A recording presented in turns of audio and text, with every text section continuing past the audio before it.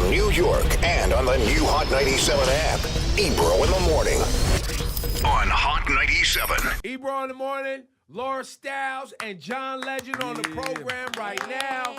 Young EGOT in the building. Young EGOT in the building. I New rap name. Yeah, Young EGOT, Lil EGOT, Papa EGOT, whatever. When you got a Emmy, when you got your Grammy, that was kind of like, that was your original music path. Yeah, that was 2006. I got Best New Artist and a couple other Grammys that year, and I was like, this is what I'm supposed to be doing. How many Grammys do you have? I have 10. 10, okay. Yeah. And then what came next? The next thing was the Oscar. Got the Oscar for Glory with Common. And that was, 2013? That was the movie Selma. That was Selma. Shout out to Ava DuVernay. Shout to Ava.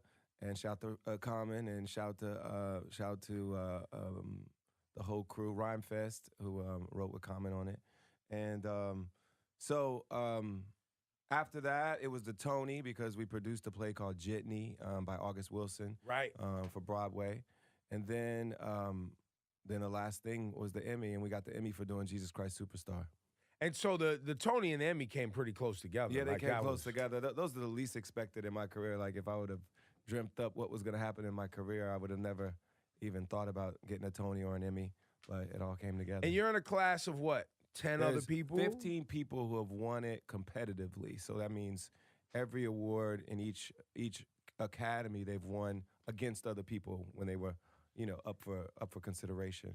So other people have it with honorary awards as well, but there's only 15. And you're in that 15 competitively, yeah. And that was never in your mind? Never, no. I was just trying to make great music and probably win some Grammys, but other than that, I wasn't trying to win any other awards. What, with all of your fame and your beautiful wife and kids, what is the thing that keeps you the most balanced? Because you seem like, I mean, look, you came up with Kanye, right? He's, had his tumultuous moments and things like that, and he's somebody that we love, but we're watching him, sift through becoming this person we know today, right? And people change. Yeah. We look at what's going on with Jussie Smollett, right? Yeah. Who is a child superstar and who's also talented and right, and now he's got something going on, and it feels like there's some imbalance that takes place when you get. Well, I think it's hard for a lot of people to deal with fame. It's like it's a challenging thing to deal with for some people. If you're like, you just have to. I don't know. I was grounded always, and I had gone to college. I had a real job, and I think it made me more fully formed as an adult. So by the time I got famous, I already knew who I was, and it didn't take me off of who I was. I've been the same person the whole time. So I became famous when I was 26, and like I said, already been to college, already worked a full-time day job as a management consultant. So I'm like, I was just already an adult and ready to handle fame. And I think some people, especially when they get fame when they're young, it's hard for them to understand what reality is. Now, Laura, you said the same thing about Jussie Smollett. You went out and you were like, listen, I know these antics and this whole thing looks crazy, but these things happen in real life, what Jussie's talking about. Well, of course they happen. I reposted a thread just why people would believe a hate crime could happen like that, because way worse has happened. Just look at this year. We had a guy send 20 bombs out to people he didn't like that had been called out by the president. He sent them to Democrats. He sent them to journalists. The president calls these journalists the enemy of the people. This guy's sending bombs to them. Like, what happened to Jussie would be small potatoes compared to 20 bombs going off at President Obama's house. And we Hillary didn't even, Clinton's I did not see enough coverage on that. Yeah, and then this guy last week who has an arsenal, he's in the Coast Guard. Yeah. He's literally a military person paid by the U.S. government, our tax dollars. He was plotting to kill the same basic list of people that the bomber was trying to kill. So for anybody to think what Jussie said was outlandish, you have to not be paying attention to the news. And it But that doesn't make it that doesn't make it good that Jussie did what he did. Well, he leveraged that passion that you have right there. Yeah.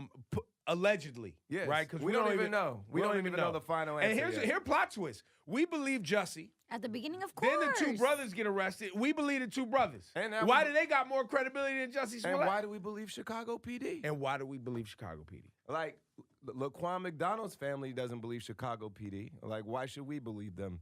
So we got to see how it all shakes out. I'm curious to see how it shakes out. If it's proven that Jussie was lying, then he betrayed a lot of us, a lot of people who cared for him and supported him. And I hope it's not true. But if he was lying, then shame on him. You know? Yeah, man. And I maintain, I was like, man, he lied. But nobody actually, other than our feelings, was hurt in this incident. That's absolutely. There was not an actual... Some wasted time by the police. That's it. And also, I think it makes it harder for anybody else that comes forward with a hate crime to be believed. Absolutely. Because people don't want to believe them anyway, I think, a lot of times. And so this just gives them an excuse. Some people. Yeah, some people don't want to believe them anyway. The MAGA maniacs wanted to use this moment to go see, and discredit all hate crimes. Of course. They was trying to discredit Jim Crow. They was like, look, we're not even sure that happened. It's all a figment of our imagination. Yeah, exactly. And slavery was a walk in the park. So, people don't want to believe it. And so those same people are not going to believe the next person. And they're going to use this as an excuse to not believe the next person. So how's your experience on The Voice going? I'm having fun. They blocked me. I saw that. I saw you tweeted that they blocked you. Yeah, they blocked me 3 times, but I'm done with that. They can't block me again. And my team is dope. I love the singers I have, and I think we're gonna have a formidable team. Now, how is the wife is very vocal. So if I've heard you've been blocked 3 times, that means that she is probably gearing up to give everybody a piece of her mind. Soon come, because she's not gonna let her man get out here and get blocked. Truthfully, she's trying to learn the game. Because we didn't watch the show that much before, truthfully. Right. So we're all like, she's just trying to learn all the rules. Now, how is it? You guys have been together how long now? We've been together. Well, we started dating really in 2007. We met in 2006, and we started seriously dating in 2007. And so, it's been 12 years. As vocal as she is, and she's one of my favorites, by the way. To me, it still bugs me out when I see you clapping back, which I enjoy, by the way, at people telling you to control your wife or telling her to we were censor talking about her. that on Twitter last night because she basically sees so many interviews where they're like, does she check with you before she says the thing she says? And I'm like, no, she knows what she's doing. And people ask me that question so many times that she just wanted to say something about it last night. And I'm like, she's better at Twitter than I am. Like, why does she need to check with me? Right. But she's an adult, and she knows what she's doing. And I've given that same answer 1 billion times, but people keep asking. You guys always display, it's really fun to watch you guys interact on social media. Well, I love the fact that you've finally embraced that all babies look like John Legend. Because then I get it. I got a baby face. I do. And my daughter looked like you. Every light-skinned baby looks exactly like me. It's true. Question for you. Now, this might get you in trouble. Has Chrissy ever made a dish that you didn't like? Uh-oh. Don't do it. No, I don't think you should answer honestly, no. Because she'll just keep messing with it until it's right. Like, if it needs more salt, if it needs more sugar, if it needs more fish sauce, whatever it is, she'll just keep tweaking it until it's right. What's the biggest, reoccurring marriage issue that you guys got to iron out? For the people out there, because the reason I ask is because we look at y'all and we see her talking shit and having fun, and y'all have the 2 kids, and we get to see the beautiful side. Right. But I think for the people out there who are living real life, question. That actually, because there's Ebro's people who therapy session. No, I'll just be trying to help people because there's people really struggling. Because everybody has problems, and we see you guys showing the highlight of how beautiful your relationship. You guys are like goals.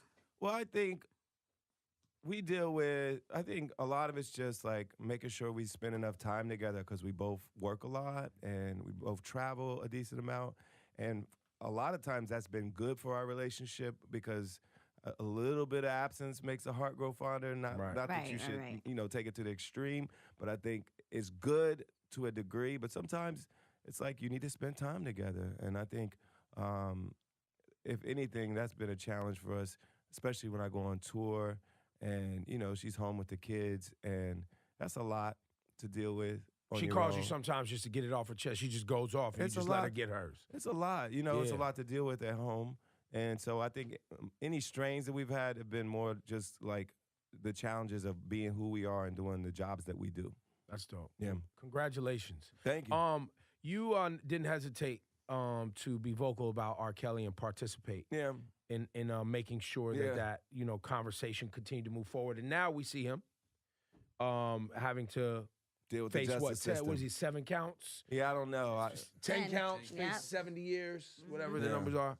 And it's weird because I get asked about R. Kelly a lot now, and I never signed up to be the spokesman or the anti-R. Kelly movement, but there were a lot of young, girls that were getting ignored, and girls who are women now, but, who were girls at the time, who were getting ignored by most of the press for so long. And when Dream put this documentary together, she asked me to come in and do an hour interview, and I was like, okay, I'll come in and support you.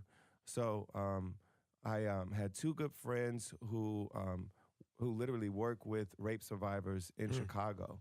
And so this is what they do. Their organization is founded around helping young black girls in Chicago heal. And so they had been part of the engine behind the Mute R. Kelly movement over the years. So when the combination of Dream asking me to do it, she's a friend of mine, and knowing that my 2 friends were involved with their organization, I was like, of course I'll come in and speak with Dream for an hour and talk about it. I don't have any kind of mission to destroy R. Kelly. But pedophilia in our culture is rampant. It is real and it's rampant, and he's obviously been getting away with it for a long time. And so I felt like it was an issue that we needed to pay attention to. And the bottom line is, it's about the victims getting a chance to tell their story, Absolutely. survivors getting a chance to tell their story, and now that people are listening to their story, then the justice system is trying to work it out. Did it surprise you that so many people said no to her? Well, it didn't surprise me because I could see why you wouldn't want to touch it. Like, there's a lot of people ask me to do documentaries all the time, and sometimes I don't do it just because I'm not excited about the subject, or I don't have time. Or you don't even have the information. I don't have time, or I just, it's not my expertise, whatever it is. Like, there's all kind of reasons to not do a documentary, so I don't necessarily blame people for not doing it, but I'm just telling people why I did it and why I got involved, and I have no regrets. Do you, I just saw a thing on CNN yesterday. I just want to reiterate for the audience out there that our country has stole children from people at the border. Yeah, right? from their parents. We stole kidnapped babies. them. We kidnapped babies. Yep. A report came out that 1 sexual assault was reported every week from 2014 to 2018 by Health and Human Services employees. Thousands of kids sexually assaulted. Have been assaulted in our detention centers for people who have been unaccompanied minors or been separated from their parents. And mysteriously lost also. There's a lot of children that they just don't know. They don't know where the parent is, where the kid is, and they don't know how to match them back up. Well, and the reason I bring this up in relation to R. Kelly is, right, so you have R. Kelly. You have the Catholic priest stuff. You have what happened in USA Gymnastics. You have this new, information with regard to the Health and Human Services worker and what's going on with kids who are stolen at the border.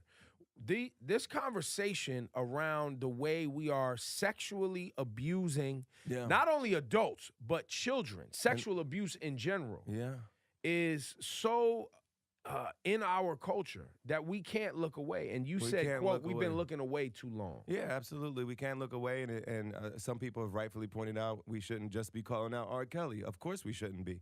It should be other people that are being called out. And, we look at even the person who is our, I believe, labor secretary, Acosta from Florida. He basically gave this guy Jeffrey Epstein a sweet deal down in Florida when he was running basically a child sex trafficking ring. And those are Trump's buddies. Those are his friends. buddies. Like he's got a lot of powerful buddies, and I think that's why he got that deal, because everybody was worried about getting exposed. And so we have too many people in our culture that are willing to let these kinds of things go, especially when powerful people commit these kind of crimes. And we got to look at this stuff and root it out and protect these young people. If we want the cycle to stop. Yeah, absolutely. Right? Because R.Kelly was sexually abused. Yeah, absolutely. So he's part of a cycle too. It's part of a vicious cycle. Absolutely. Ladies and gentlemen, John Legend's got some new music. Yeah. His video got over 10 million views. Yeah, it's doing all right. Days. People like me. He's doing good. No, What was the I don't idea take it for behind- granted, man. That's like, I'm grateful that people want to watch the video and support the music. What was the idea behind the video of the song? Well, the song is called Preach, and it's like the lyrics are like, I can't just sit and hope and pray. I can't just talk about what I want to do. I just got to do it. And I think for anybody who's looking at the world and saying like, you know, you're frustrated because all this shit we just been talking about, like, it's frustrating. And sometimes you're just so frustrated, you just want to turn it off. And I get that, and I talk about that in the song. Also, sometimes we just, you know, we'll tweet about it, we'll talk about it, but we don't actually do anything to fix any problems. We don't speak out. We don't, you know, we don't make any change happen ourselves. And so I'm just encouraging people, trying to inspire people to try to make the change happen. Is there an album on the way? Yeah, I'm working on new music right now. I'm basically all month in March, I'm just going to be writing and recording. And by the end of the spring, I'm hoping to have something done and put it out later this year. Saw the ancestors speaking through our boy Kanye. You saw that Man, clip where he's doing his what does he gospel, call it? Sunday. The Church of Kanye is lit. Yo, listen. That clip that they put up, that Saha the Prince put up. Yeah, a few of my friends have been going. It's on Sunday morning at 9, so it's like a bit of a challenge for me to get up and go. But like, you gotta go congregate, it's man. It's definitely looking good. The music sounded great, so I'm gonna have to make it over there one day. Do you I mean, church is such a heavy part of your background, right? Do you get an opportunity to get into church and get your family to the church? I don't. You know, I'm not really religious anymore. You know, I'm a lapsed Christian, I guess I am. Yeah. But, you know, black spirituality and black church is so much a part of our culture. Yes. You know. It's so much a part of who I am, too. Like, my music doesn't exist without it. That's and right. I don't become a singer. I don't become an artist without it. And so I'm grateful for gospel music. You might I'm have to grateful touch for the down church. on the organ, B. Yeah. You know what I'm saying? You might have to touch down on the organ. Yes, you sound like my parents. John, can you also talk about the documentary United Skates that you did for HBO? Yeah, so this documentary is dope, first of all. It's really good. It explores the culture, roller skating culture. You can skate? No, not really. Like, I used to skate when I was a kid. Right. I was never that great, you know. It's like, anybody's been to my shows, I'm not like a great dancer. I'm not particularly great at skating. So, you know, it is what it is. But I had fun. It was fun when I was a kid. And this culture is an important part of, you know, our music. Right. It's just an important part of a lot of our neighborhoods. And the film explores that, celebrates it, examines how it came about, and then how it helped usher hip-hop into the popular realm, because a lot of artists were performing there. That was like one of their biggest gigs they could get, one of the biggest venues they could get. They were performing at these roller skating rinks. The Roxy right here where they shot Beach Street. Yeah. That's a roller rink right Yeah, here. and, man. And you even like look at- if legendary you- ones like Skate Key that used Skate to be in Key. the Bronx, or And you World look on at- Wheels You in look LA. at straight out of Compton, a lot of the Yep. artists were performing there. NWA was performing there. Queen Latifah's first West Coast gig was at that same place. And Salt and Pepper performed at these places, and Salt and Pepper are in the documentary being interviewed. And so you see a lot of how hip hop and roller skating have been together over the years. And then you see that a lot of these places are disappearing too, because you know, cities want to build like Home Depots in that space and do other things with the space. And so a lot of the rinks are being run out of town. And so it's kind of both celebrating the culture and also kind of grieving for the fact that we're losing so many of the rinks, and the culture, you know, isn't being celebrated in the way that it should be. And hopefully this film will help bring some attention to it and maybe get some people back in the rinks. Well, and also shout to World on Wheels in LA. Yeah. Shout to I forget the skate joint in Atlanta where like Usher and Jermaine Dupri have like a weekly or monthly get together and roller skate. Yeah. But yeah, no, the skate, you know, roller skate culture. Shout to Funk Flex. Yeah. He's nice. Funk Flex is nice on roller skates. Yeah. roller skaters in the Bronx is a big deal. So y'all gotta watch it and really check it out because I think you'll love the documentary and it's some great skaters in there. You just see all the moves, all the different styles from different cities. It's fresh. Look, John Legend, we love you, bro. Thank you for your work. Thank you for your voice. Shout to The Voice and bringing you in. And please don't stop, man, because you definitely helped the conversation keep pushing forward. Yes, sir. Do you have a candidate? Yet. Not yet. I'm chilling. 2020. I'm like friends with Kamala. I'm friends with Cory Booker, and I've spent some time with some of the other candidates too. Are you a Bernie fan? I'm all good with Bernie. Like I'm not a fan, but I really respect what he's brought to the conversation over the past 6 years, over his whole career. But I like that he's been consistent and certain things that he's and he forces the Democratic Party to be more progressive. And I agree, and I think him being in the conversation with Hillary helped us kind of crystallize around certain issues. Obviously, it didn't help us win in 2016. Yeah, but Hillary lost it, man. Well, there were a lot Trump of things. didn't win. Hillary lost. There were a lot of things. I think that whole James Comey investigation thing was a problem. Russia not going to Michigan. Russia was a problem, and I think she probably should have went to Wisconsin and Michigan more. So I think it's a combination of all that stuff. But bottom line is, I think it's important for progressive voices to be speaking out, talking about Medicare for all and other things like that. And I think it's a sign that he was effective, that everybody is basically signed on to a lot of the things he was advocating for that people said was too impractical. What is it, like 17 states now, free college? Yeah. A lot of people are basically, trying to implement a lot of things he was trying to get done 4 years ago. And I think that's a sign that he was already successful, no matter who ends up winning the nomination. Do you have a relationship with Ocasio-Cortez by any chance? Chrissy's tweeted with her, but we haven't actually met in person. Y'all got to link up. Yeah, man. we got to link up. Y'all got to link up. I have a lot of respect for what she's bringing to the conversation, and I love how annoyed conservatives are by her. It's like amazing how fascinated they are with her. Yo, she's a celeb. She's their new Hillary. Like they used to talk about Hillary every single day, and that was their focus. Like every minute of the day on Fox News was dedicated to trying to figure out how to bring Hillary down. Now it's AOC, and she's like, "I'm a 28-year-old congressman from New York. Like, why are y'all focused on me all day? All day. And it just shows she's doing something right." John Legend, y'all give it up. Let's run the new tune. Preach. John Legend, man, on The Voice.